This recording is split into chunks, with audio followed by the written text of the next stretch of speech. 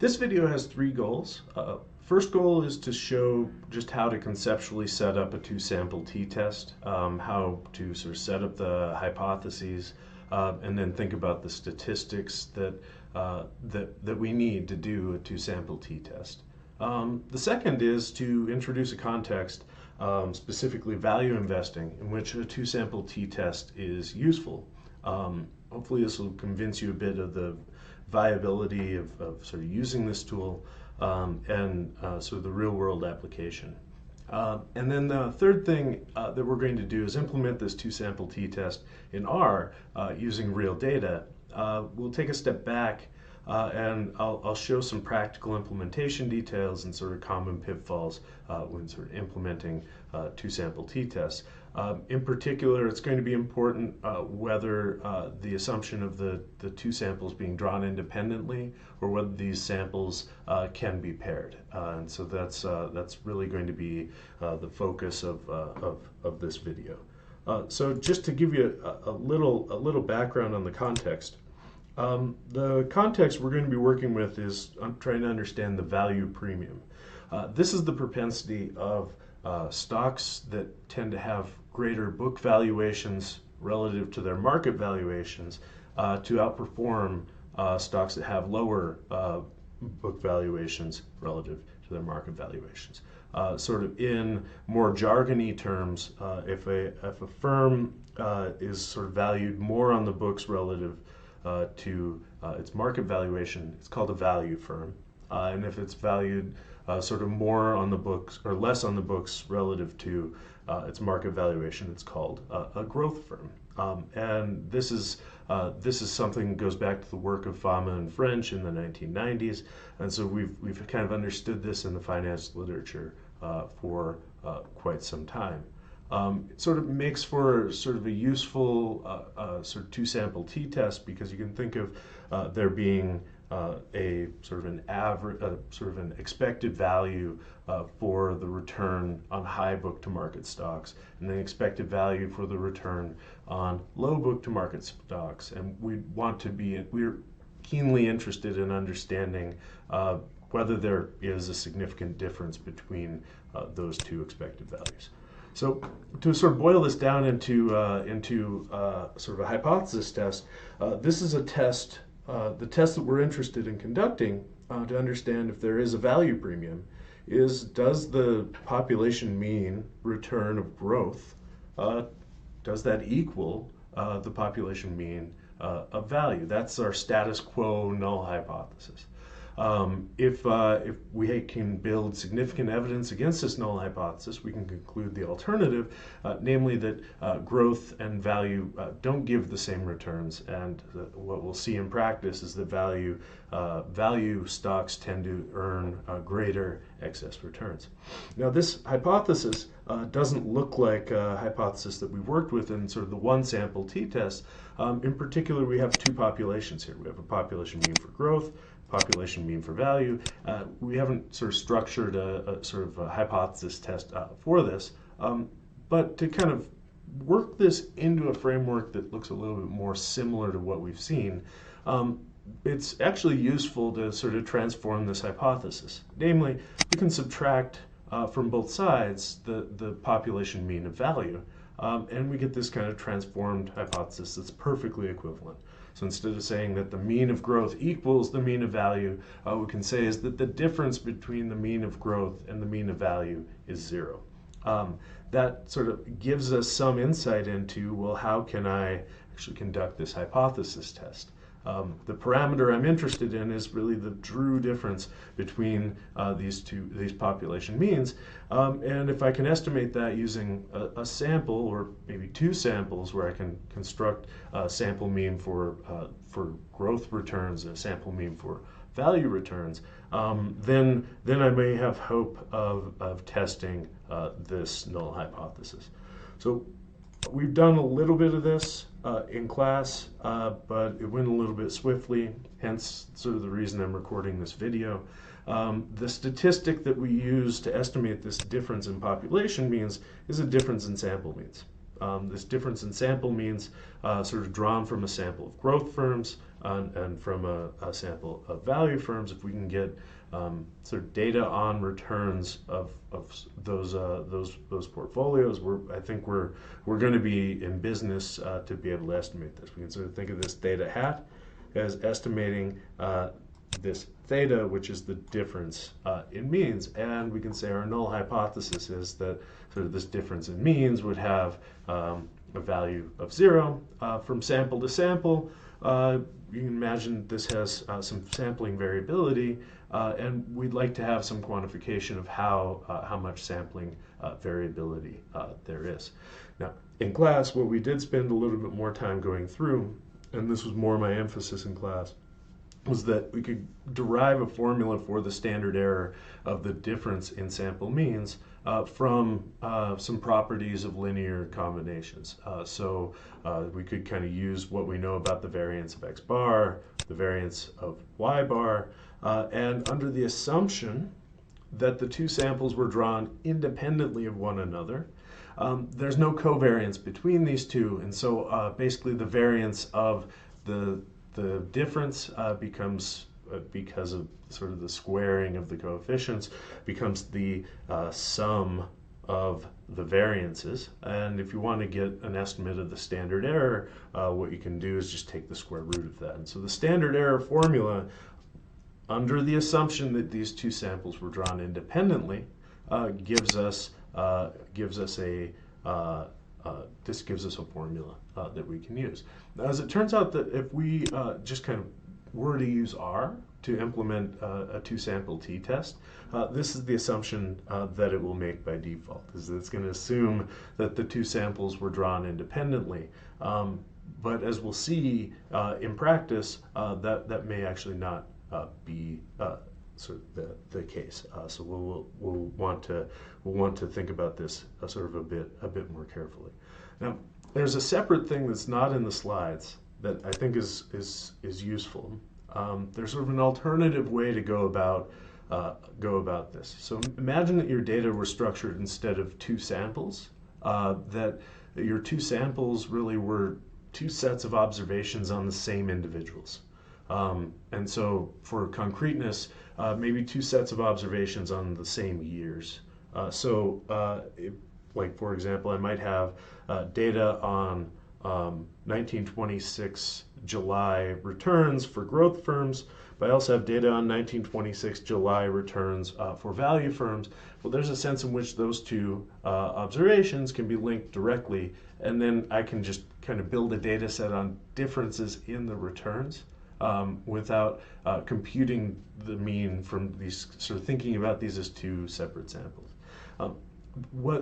What that sort of pairing of observations allows you to do is it allows you to say, okay, let's construct a data set of differences of observations, and then we can take the mean of the differences of observations.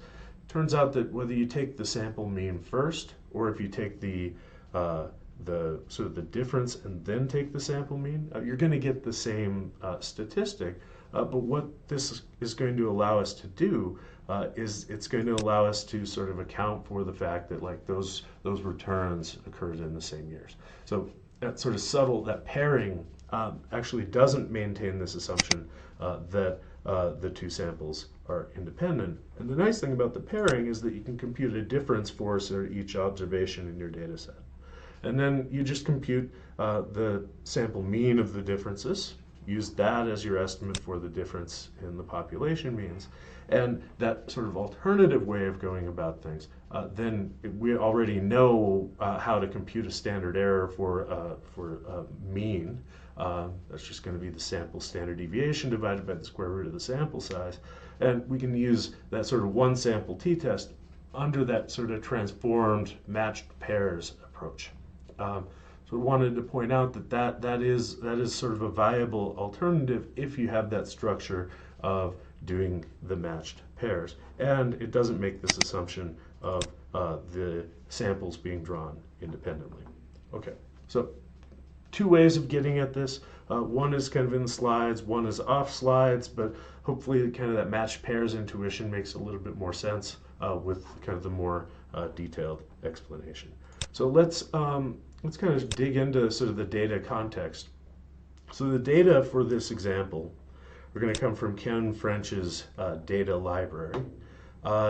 Ken sort of keeps track of a bunch of sort of different portfolios and their returns, these are really frequently used, highly cited, really pervade sort of investment management and sort of benchmarking of portfolio strategies.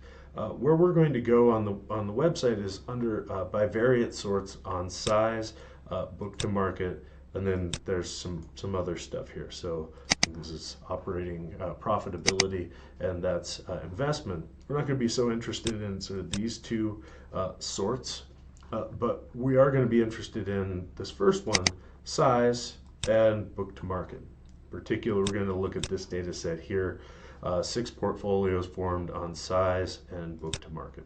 So you can download that, downloads it to a zip folder, and then you can just we'll just investigate this. So you can see here, we just kind of open the zip folder and we open this file. There's some pre-formatting that I did for the file that I uploaded to the course webpage, but you can kind of do the same formatting that I did. These give you value-weighted returns for 6 different portfolios. In particular, small firms are in the 3 left columns, big firms are in the 3 right columns. And then there's low book to market. Those are growth firms. They're kind of middle book to market. We're going to kind of ignore those. And then they're high book to market. So I want to, for small firms, draw a comparison between low book to market, the returns for growth firms in 1926 July. They earned a 1.37% return, whereas value firms in 1926 July earned sort of a negative 0.0695% return. That's kind of the way to read this. There's kind of more than one table in this data set. The names aren't that informative, so what I did is I just kind of deleted this, got myself a data set, monthly observations on each of these different types of portfolios. And you can see there's a way you can sort of do equal weighted, or like how weight them based on how big they are. There are other sort of things in this file that we're just not going to use. So we're just going to use kind of that first data set. The first data set being kind of the value weighted returns. You can kind of do this and save the file, kind of know where where it is. If you're going to follow along with the script that I'm going to do, and I've already saved the file, so I didn't save it, but you want to go ahead and save it if you haven't got a file. Where I saved it was in the downloads folder. Well, actually, I should make sure I do this. So I'll just quickly sort of do this. You can see here. I just want to make sure I get that full data set, and then I'll just delete kind of everything that's not in that data set, so that I can then read in the data and then sort of do my illustration. This is one of the things about R, is that you want to be able to read in data. It can be a little bit of a task to sort of make sure that you have the data to read in. So I want to give this a name. I'm going to call this French portfolios, not because these are French firms, but because these are portfolios that Ken French constructed for us. So French portfolios, we'll save that in the downloads folder. You may have like a data folder where you want to save it. I just wanted to save it in the downloads folder because this is just kind of a special exercise that I'm running. And then we'll open up R. The goal with R is to sort of identify, well, okay, now we're going to sort of implement sort of this 2-sample t-test, but we need to do a little bit of data processing first to get the data into R. If you don't know kind of where the directory is, my favorite way is to just go session, set working directory, and then choose your directory. can find your downloads folder, which is where I saved it, but you could also find the folder where you saved your file. And you can see here, there's my the what I should use here in place of that kind of set working directory. Now, the next step is to read in the data. Here, that didn't read in. Why did it not read in?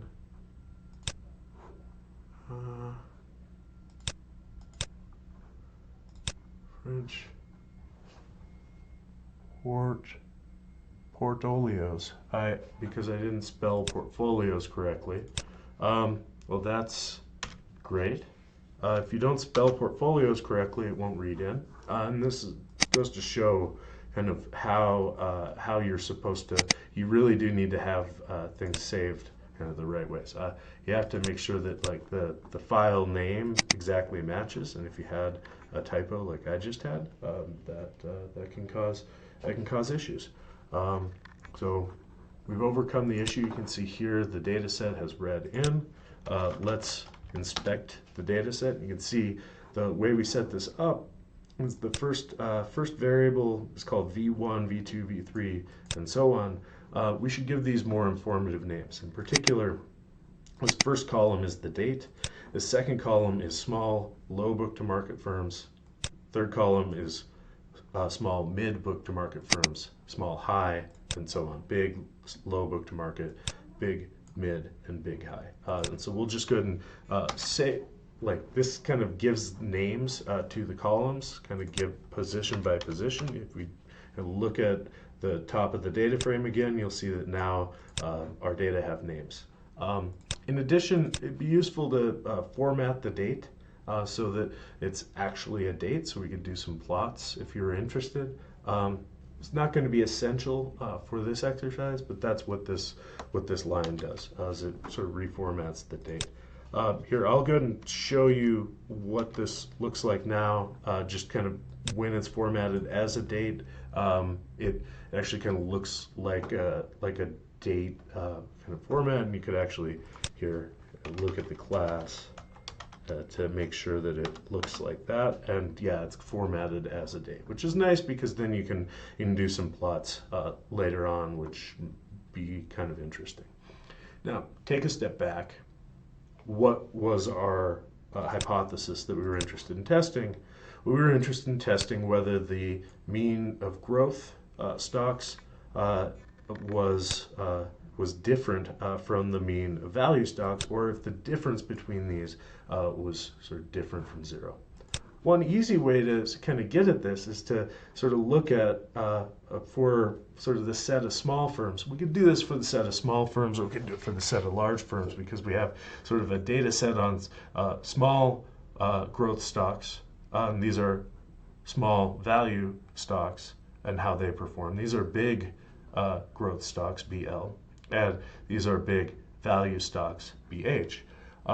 But let's just do it for small value, and you can see here I've sort of organized this so that it's kind of the difference between small value and small growth. The idea is that sort of if I have a data set on sort of this annual premium, I could then just compute the sample average and then ask what is a confidence interval for this, what's sort of the hypothesis test that I can run. And so if I go ahead and do that, what this does is it implements what's called a matched pairs, matching the pairs on date. The idea is here, if we look at the sort of the difference between sort of small growth and small value minus small growth. Here's kind of the annual premium. It was a loss, or not an annual premium. I guess it's a monthly premium. You get a loss of 1.44% in July of 1926, but in August of 1926, there was a premium of 4.47% or 77%.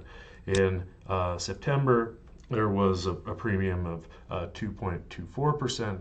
If we take kind of the sample average of this column, which we called N prime, that's going to give us a notion of sort of what is on average over this kind of long sample from 1926 to present day. On average, how much did small value firms outperform small growth firms? One way to kind of do the average and the test of significance all in one fell swoop is to use the t-test command on that variable. What you can see is that mean of that difference is 0.4522%. If you're clearly some of these are going to be negative and some are going to be positive, but the positive ones more than outweigh the negative ones. That is to say that sort of on average, for small firms, there is a value premium. So the small value firms outperform the small growth firms on average by 0.45 percentage points each month, which is actually a pretty large return. If you could give me 4.5 percentage points each month over my life cycle and guarantee me that for a return, I'd be pretty happy in retirement. Now, to the question of statistical significance, the one sample t-test on this kind of matched pairs tells us we get a t-value of 4.17. Well, what was the null hypothesis? The null hypothesis in this case, that by default in R, was to ask whether sort of this variable had a mean of 0 versus if it had a mean that was not equal to 0, and that was the default hypothesis test that it ran. That turns out to be exactly what we wanted to do. Remember back here when we were sort of motivating this, what we wanted to know, well, is the difference in means truly equal to 0, or is it something different? Well, here, if the question is if the null hypothesis is the difference in means is truly equal to 0, well, then the mean of the differences would be a good statistic to kind of ask, well, is that truly equal to 0? Here we get a t statistic of 4.17 that tells us that we are 4.1, the average of 0.45 percentage points for this difference is 4.17 standard errors away from the null hypothesis of 0. That would be really unlikely to see a test statistic that large if truly the difference in means, there was no difference in means. So it'd be so unlikely that the p-value is really small. It's in scientific notation. So we would reject the null hypothesis that small value and small growth firms earn the same expected return in favor of the alternative that, well, it seems like there is a growth premium. Now, what if we didn't kind of have this matched pairs intuition? And we thought, well, okay, let's just do a two-sample t-test. And there's a way to do this. You can just say, here's my first variable, here's my second variable, my two samples. What do we do? We do this test. Well, you notice we get something different. Now, why is that we get something sort of different when we sort of do the two-sample t-test versus the matched pairs? Well, the key difference turns out is that the assumption that's being made for the two-sample t-test was that the two samples that were drawn independently. And that turns out to be extremely grossly violated in this case. You can actually test that here. You can say, well, what's the correlation between these two variables? And I mean, this isn't like a perfect test, but like it'll tell you that they're pretty strongly correlated. So you can see that like small growth and small value portfolios tend to correlate pretty strongly with one another. After all, they're both portfolios of small stocks, and small stocks tend to do well when other small stocks tend to do well.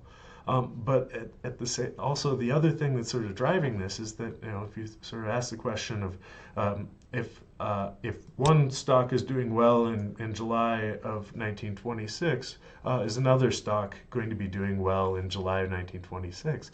Well, that tends to be the case. There tends to be a lot of correlation between different assets in the economy, and there's sort of these kind of macro trends, and the fact that you don't have independence between these two samples means that this is actually exactly the wrong thing to do.